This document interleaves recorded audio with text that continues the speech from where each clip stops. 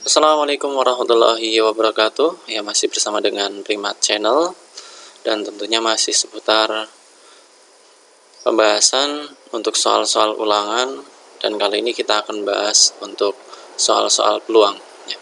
Melanjutkan dari video pembelajaran sebelumnya, kita sudah membahas soal peluang sampai nomor 6 ya. Kita lanjut untuk soal yang nomor 7. Di sini ada soal banyaknya susunan kata yang dapat dibentuk dari kata BAPAK ya, bapak ya. Ini nanti ada berapa? Nah, kita lihat di sini unsur yang disediakan ada berapa coba? Hurufnya ada berapa? 1 2 3 4 5. Ada 5 huruf ya. Artinya N ya, unsur yang disediakan itu sebanyak 5 ya. Nah, terus kalau kalian amati, di sini ada unsur yang sama atau tidak? Maksudnya huruf yang sama. Ternyata ada ya. Huruf A-nya ini sebanyak 2 ya. Jadi huruf A ya. Ini ternyata sebanyak 2 ya. Artinya dari unsur yang disediakan sebanyak 5 ada unsur yang sama sebanyak 2. Nah, ketika nanti kalian mendapati soal yang seperti ini, ketika unsur yang disediakan ada yang sama, itu pasti dinamakan dengan permutasi dengan beberapa unsur yang sama ya. Rumusnya seperti apa rumusnya? Rumus untuk permutasi dengan beberapa unsur yang sama, rumusnya adalah N faktorial ya. N faktorial, N-nya ini adalah unsur yang disediakan ya, dibagi dengan unsur yang sama. Jadi yang di bawah ini, rumus yang di bawah ini unsur yang sama. Misalnya ya, unsur yang sama yang pertama adalah A ya. Ini ada berapa ya, dikalikan ketika lebih dari 1 ya unsurnya, berarti dikalikan dengan misalnya B, ini juga faktorial ya. Ketika ada 3 unsur yang sama, berarti dikalikan C faktorial dan seterusnya. Nah, ini untuk rumus yang bawah seperti ini dan seterusnya ya, saya tulis seperti ini ya. Nah, untuk soal yang nomor 7 ini ya, nanti N ini adalah unsur yang disediakan, yaitu 5. Jadi kita tulis 5 faktorial seperti ini ya. Kemudian dibagi dengan unsur yang sama kan cuma huruf A ya, 2. Huruf A-nya ada 2, berarti langsung kalian bagi dengan 2 faktorial ya. Nanti kalau kalian mendapati misalnya huruf A-nya kok ada 3 ya, ini berarti 3 faktorial. Kalau huruf A-nya ada 4 ya, per 4 faktorial, seperti itu ya. Kemudian tinggal kita hitung ya. Untuk hitung berarti kalian menggunakan ilmu faktorial ya. 5 faktorial itu artinya apa? 5 ya, dikalikan dengan 4 ya, dikalikan dengan 3, dikalikan dengan 2 faktorial ya. Kenapa dikalikan dengan 2 faktorial? Ini langsung ditulis 2 kali 1 juga nggak masalah ya. Nah, kenapa saya berhenti sampai 2 faktorial? Karena di bagian bawah ini ada 2 faktorial, biar nanti bisa kita bagi ya. Yang bawah tidak perlu dijabarkan. Seperti materi yang pembahasan soal-soal sebelumnya kan memang seperti ini ya. Nah, tinggal kita bagi, ini 2 faktorial dibagi dengan 2 faktorial, ketemunya berapa? 1 ya, karena bilangannya sama. Ketemunya 1, berarti tinggal angkanya 5 kali 4 kali 3. 5 kali 4 berapa? 20 ya. 20 kali 3, 60 ya. Jadi hasilnya adalah 60. Jadi nanti akan mungkin terbentuk 60 susunan kata yang berbeda yang bisa dibentuk dari huruf-huruf yang ada pada kata bapak ya. Jawaban yang paling tepat adalah yang D. Lanjut untuk soal nomor 8. Nomor 8 di sini dari angka 2, 3, 4, 5 dan 6 akan dibuat bilangan yang terdiri atas 3 ya. Di sini ketentuannya ada 3 angka, artinya 3 digit ya, yang berbeda. 3 angka yang berbeda, terus banyaknya bilangan yang kurang dari 100. Kurang dari 100. Nah, berarti ini syaratnya ada 4 ya. Syaratnya ada 4. Syarat yang pertama, angkanya harus mengambil dari angka yang disediakan, yaitu angka 2, 3, 4, 5, dan 6. Ya. Kemudian harus terdiri dari 3 digit atau 3 angka. Ya. Kemudian syarat yang ketiga, angkanya harus berbeda-beda, nggak boleh ada yang sama. Artinya apa? Yang sudah diambil tidak boleh diambil kembali angkanya. Ya. Kemudian syarat yang keempat, nilainya harus kurang dari 400. Nah, untuk menyelesaikan soal yang terlalu banyak syaratnya seperti ini mudah. Cara yang paling gampang adalah dengan aturan pengisian tempat yang kosong. Kita tinggal buat kayak semacam tabel ya, seperti ini ya. Maaf, ini kotakannya kurang rapi ya. Ini karena permintaannya terdiri dari 3 angka atau 3 digit ya, saya buat kotakannya ada 3 ini. Ini artinya digit yang pertama ya, digit yang awal ini menyatakan digit ratusan ya, posisi angka ratusan ya. Digit yang kedua ini menunjukkan angka puluhan ya. Kemudian digit yang terakhir di sini menunjukkan digit satuan, kan terdiri dari 3 angka ya. Nah, kemudian kita akan membentuk ada syarat yang seperti ini ya. Syarat bilangannya harus kurang dari 400 ya. Supaya nilainya kurang dari 400, untuk menempatkan posisi angka yang di depan sini, paling depan ya, posisi angka ratusan, berapa angka yang bisa kalian pakai ya? 2 bisa tidak? Bisa ya, angka 2 bisa. Kalau angka 2 dipakai berarti artinya 200 sekian tuh. Kemudian angka 3 boleh ya, angka 3 juga boleh, karena kalau angka 3 kalian tempatkan di sebelah sini ya, artinya apa? Nilainya 300 sekian. Berarti nilainya yang jelas masih kurang ya, masih kurang dari 400 ya. Terus kalau angka 4 ya, kalau 4 berarti 400 memenuhi enggak? Ternyata tidak memenuhi ya, karena nilainya sudah lebih dari. Kalau angka 4 di sini berarti 400 sekian, nilainya sudah lebih dari. Apalagi angka 5, apalagi angka 6 ya. 5 jelas 500 sekian, 6 juga 600 sekian. Berarti yang mungkin ya, yang mungkin bisa ditempatkan di posisi angka ratusan hanya angka 2 dan angka 3. Sekali lagi, kalau angka 2 artinya 200 sekian, angka 3 300 sekian. Berarti hanya 2 angka saja ya kita tulis di sini. 2 ya. Kemudian untuk mengambil ya angka puluhan di sini ya, logikanya seperti apa? Logikanya angkanya harus berbeda ini. Angkanya harus berbeda. Artinya angka yang sudah diambil untuk angka depan ini tidak boleh diambil kembali ya. Salah satu, ini kan yang diambil baru salah satu ya. Bisa 2, bisa 3 ya. Misal angka yang ada di sini itu kita ambil angkanya adalah angka 3. Artinya angka 3 ini ketika sudah dijadikan di sini ya, tidak mungkin boleh muncul di posisi angka baik puluhan maupun satuan. Artinya 3 ini dilarang muncul di tempat puluhan maupun satuan ya. Berarti yang boleh angka berapa saja? Yang belum kepakai tentunya ya. Misalnya 2 ini.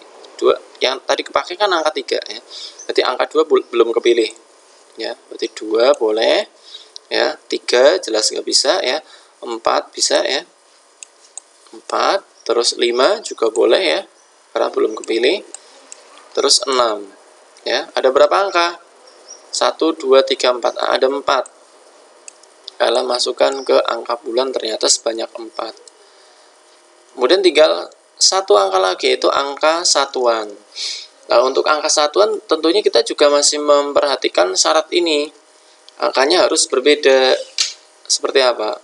Ya, angka yang sudah diambil untuk angka ratusan dan angka yang sudah diambil di posisi angka puluhan tidak boleh kepakai lagi di posisi angka satuan ya. Tadi angka 3 kan sudah kita misalkan sudah kepakai di sini ya. Jelas dilarang muncul di tempat yang lain ya. Nah, terus salah satu di antara 4 angka ini kan juga nanti kepake di sini ya. Kalian ambil salah satunya, misalnya berapa? Misalnya 6 lah. Saya asal milih angka. Nah, kalau angka 3 dan angka 6 sudah kepilih di posisi angka ratusan dan puluhan, ya, logikanya nggak boleh muncul di posisi angka satuan. Berarti yang masih bisa muncul di angka satuan berapa angka? Ada 3, yaitu angka 2 kan belum kepake ya. Terus angka 4 juga belum kepake, angka 5 ya. Sementara angka 3 dan 6 sudah berada di posisi ratusan maupun puluhan. Berarti ini ada 3 angka. Udah terisi semua, tinggal kalian kalikan saja ya. Ini dikali, ini juga dikalikan. Ya. Jadi hasilnya 2 kali 4 berapa? 8 kali 3. 8 kali 3 24. Ya. Jadi jawaban yang paling tepat untuk soal ini adalah 24. Lanjut untuk nomor 9. Untuk nomor 9 di sini peluang seorang siswa mengalami sakit flu ya. Jadi mengalami sakit flu pada musim penghujan adalah 0,7. Kemudian di sini masih ada kelanjutannya. Peluang seseorang siswa ini tidak sakit flu pada musim penghujan. Di sini 0,7 ini adalah peluang seorang siswa sakit flu.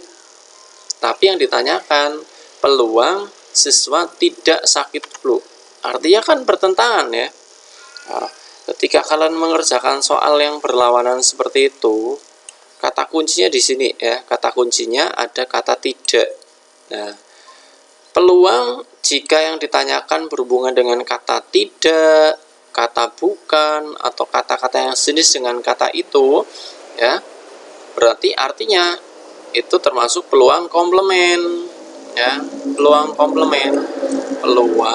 komplement dari kejadian A, ya, peluang A tapi komplement, ya, peluang A tapi komplement.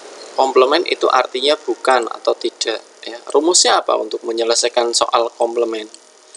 Untuk menyelesaikan soal komplement, rumusnya adalah 1, kemudian kalian kurangi dengan peluang kejadian A itu sendiri, ya, seperti itu. Ya udah, tinggal kita selesaikan saja untuk soal ini. 1 dikurangi peluang A. Nah, berarti peluang yang ini kan tidak ya. Peluang tidak sakit flu berarti 1 dikurangi peluang yang sakit flu. Sakit flu-nya ini 0,7 berarti. Udah kita tulis saja di sini 0,7. Ya. Tinggal kalian kurangi saja, 1 dikurangi 0,7 berapa coba? Iya, hasilnya adalah 0,3. Seperti itu. Ini jawaban yang paling tepat ya. Jawabannya adalah B ya. Oke, lanjut ke nomor 10.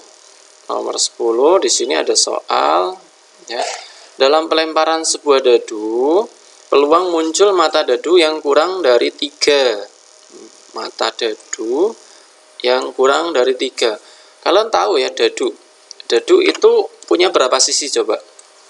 Dadu itu memiliki 6 sisi ya. Matanya bisa mata 1, mata 2, mata 3, ya, mata 4, mata 5, dan mata 6. Ya. Jadi ada 6 mata dalam sebuah dadu. Ya. Nah, di sini yang ditanyakan adalah peluang mata dadu yang kurang dari 3. Ya. Jadi yang ditanyakan adalah peluang, ya, saya tulis ya, mata dadu, saya singkat mata dadu MD, mata dadu ya, kurang dari 3 ya. Peluang mata dadu kurang dari 3 ya. Yang mana mata dadu yang kurang dari 3? Mata 1 kurang dari 3 bukan? Ya jelas ya. Mata dadu 2 kurang dari 3 pasti. Terus mata dadu 3 ini sama dengan, berarti tidak memenuhi ini ya. Kalau 4 ini sudah lebih, 5 apalagi lebih ya, 6 lebih besar lagi ya. Berarti mata dadu yang kurang dari 3 hanya mata dadu 1 dan mata dadu 2 ya. Ada dua mata, berarti kita tulis ada 2 mata yang nilainya kurang dari 3. Ingat, peluang itu pakai per ya. Pernya adalah ruang sampel. Jadi yang di bawah ini adalah ruang sampel. Yang dimaksud ruang sampel adalah keseluruhan mata dalam dadu. Ada berapa ini keseluruhannya? Ada 6. Berarti yang bawah ini 6 ya. Jadi sambil diingat-ingat lagi, yang atas ini merupakan bagian dari yang ditanyakan. Yang ditanyakan mata dadu yang kurang dari 3 hanya 2. Tapi kalau yang bawah ini keseluruhan ya, atau dinamakan dengan ruang sampel. Keseluruhannya ada 6. 2 dari keseluruhan 6, maksudnya seperti itu ya. Di sini jawaban 2/6 tidak ada ya. Tidak ada, harus kalian sederhanakan. Nah, silahkan kalian sederhanakan, menyederhanakan pecahan dengan cara membagi dengan angka yang sama ya. Silahkan kalian bagi dengan angka yang sama. Dibagi berapa? Dibagi 2 ya. Ini kalau dibagi 2 ketemunya berapa? Ketemunya adalah 1. Terus yang bagian bawah ini kalau dibagi 2 ketemunya berapa? Iya, ketemunya adalah 3 ya. Jadi atas dengan bawah semuanya dibagi dengan angka 2. Ini berarti yang bawah 3. Hasilnya adalah 1/3. Yang paling tepat adalah yang B. Seperti itu ya. Kemudian lanjut ya untuk soal yang nomor 11 ya. Nomor 11 di sini yang ditanyakan frekuensi harapan ya. Masih ingat yang namanya frekuensi harapan? Frekuensi harapan itu pasti kejadiannya itu lebih dari 1 kali ya. Jadi percobaannya ya, percobaannya dilakukan lebih dari 1 kali ya. Frekuensi harapan muncul mata dadu 4 pada pelemparan sebuah dadu sebanyak 120 kali ya. Sesuai yang tadi saya sampaikan ya. Jadi kalau yang kaitannya dengan frekuensi harapan pasti percobaannya lebih dari 1 kali. Nah, di sini ternyata percobaannya dilakukan sebanyak 120 kali. Artinya ini N-nya ya. N-nya atau percobaannya itu 120 kali ya. Nah, kita akan mencari frekuensi harapan. Frekuensi harapan rumusnya seperti apa? Frekuensi harapan dari suatu kejadian A ya, itu dirumuskan dengan peluangnya ya. Peluang kejadian A itu berapa ya, dikalikan dengan banyaknya percobaan. Nah, seperti ini. Berarti untuk menentukan peluang dari kejadian, ini kejadiannya apa? Muncul mata dadu 4. Mata dadu kan ada 6 ya tadi ya. Sudah saya sampaikan, mata 1, mata 2, terus mata 3, mata 4 ya, mata 5 dan mata 6 ya. Yang ditanyakan muncul mata dadu 4. Mata dadu 4 ini ada berapa? Cuma 1 tok ya, hanya 1 saja di sini ya. Ini mata dadu 4 cuma 1, berarti peluangnya artinya 1 per. Ingat, peluang itu ada pernya ya. Pernya adalah keseluruhan ada berapa? Ada 6 ya. Nah, ini peluang muncul mata dadu 4 itu sebanyak 1/6.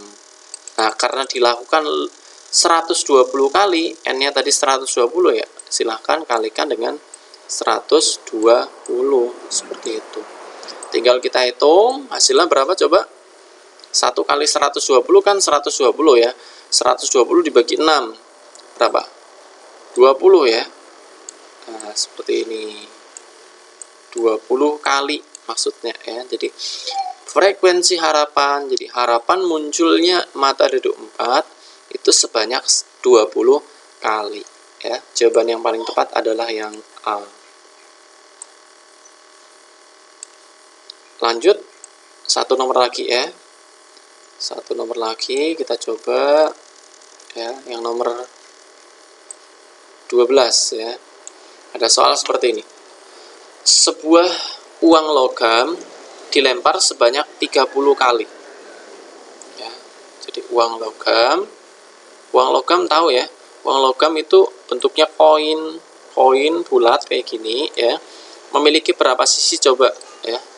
Ada 2 sisi ya, ada sisi angka, ada sisi gambar. Ya. Jadi koin ada 2 sisi. Sisi yang satu itu menunjukkan angka atau nominalnya berapa ya, sisi yang lain itu gambar ya. Ini ternyata percobaannya ini dilakukan sebanyak 30 kali ya, 30 kali.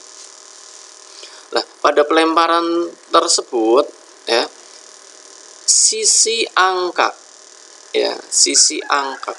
Jadi sisi angka ini muncul 20 kali ya. Jadi sisi angka muncul 20 kali. Saya tulis 20 kali. Nah, kemudian ditanyakan frekuensi relatif. Frekuensi relatif munculnya sisi gambar. Kalian harus teliti ya. Yang ditanyakan adalah frekuensi relatif muncul sisi gambar. Saya tulis saja langsung di sini ya. FR, frekuensi relatif saya simbolkan dengan FR. Frekuensi relatif yang muncul adalah sisi gambar. Nah, kita hitung dulu ya, kita hitung dulu. Kalau tadi percobaannya sebanyak 30 kali, angka yang muncul itu 20 kali. Berarti gambarnya berapa kali? Logikanya berapa kali coba? Saya ulang ya. Kalau percobaannya dilakukan sebanyak 30 kali ya, munculnya angka 20 kali. Berarti sisanya kan gambar ya. Sisanya gambar. Berarti yang gambar adalah 10 ya. Pokoknya kalau di total ini pas sesuai dengan banyaknya percobaan seperti itu ya. Nah, di sini memang yang ditanyakan frekuensi relatif munculnya si gambar. Nah, berarti ini kuncinya di sini ya. Frekuensi relatif munculnya si gambar sebanyak berapa? 10 ya. Sebanyak 10 dari berapa kali percobaan? 30 kali. Ya udah, berarti pernya per 30 seperti itu. Ingat-ingat ya, yang bagian atas ini adalah berapa kali ya pertanyaan yang ditanyakan ya. Ini yang ditanyakan gambar, berarti kan 10 ya. Pernya adalah keseluruhan percobaan. Karena percobaannya tadi dilakukan sebanyak 30 kali ya, berarti pernya per 30. Ya udah, hasilnya seperti ini, tinggal kalian sederhanakan ya. Menyederhanakan pecahan dibagi dengan angka yang sama. Ini dibagi 10 ketemunya 1, yang bawah juga dibagi 10 ketemunya 3. Seperti ini. Jadi jawaban yang paling tepat adalah yang C. Oke, saya kira itu dulu ya untuk penjelasan soal-soal pada video pembelajaran kali ini ya. Nanti untuk soal-soal yang berikutnya ini masih ada sisa 8 nomor ya. 13 ya, 13, 14, 15, 16, 17, 18, 19, 20 ya. Nanti insya Allah akan saya bahas pada video pembelajaran yang berikutnya ya. Jadi nanti untuk pelatihan soal ini saya buat dalam 3 part ya. Part yang pertama sudah sebelumnya video ini ya. Ini part yang kedua, nanti ada part yang ketiga ya, biar nanti kalian bisa lebih paham lagi tentang ilmu peluang ya. Saya kira itu ya, ada kurangnya mohon maaf. Alhamdulillahirabbil alamin. Wassalamualaikum warahmatullahi wabarakatuh.